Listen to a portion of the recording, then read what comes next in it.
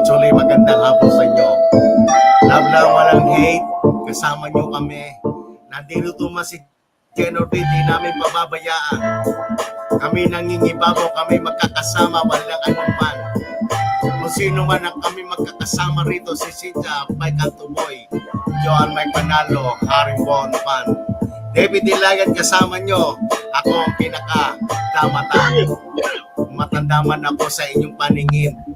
Pero ito ang aking masasabi para sa inyo. Mahal ko kayo.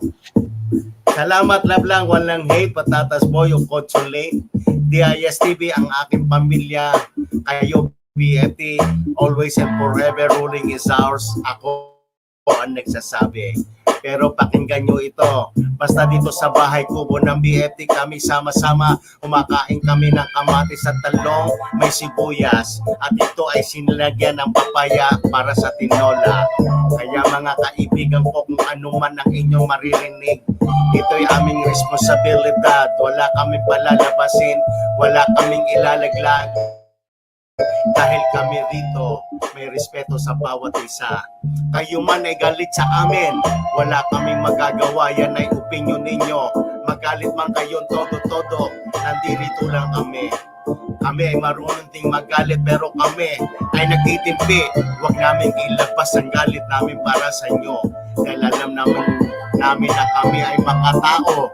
Tingnan nyo naman kami magkakasama dito, nagkakasagutan man kami. Pero bawat isang minuto, ayos lang kami. Hindi kami ganito na katulad ninyo ng babalahura. Di naman kayo makatao, wala na nga kayong naitulong.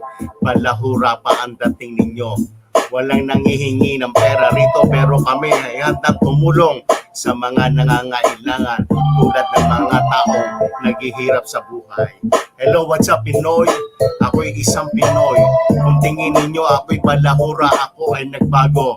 May puso akong dakila dahil ako ay takot sa Diyos. Mamamatay din akong katulad ng iba. Pagtuwid ng aking paa, mahal na Panginoon, tanggapin mo ako sa langit. Walang beer sa langit. Hello, shout out Pinoy. Ocholane, shout out. DISTV, love lang, walang hate.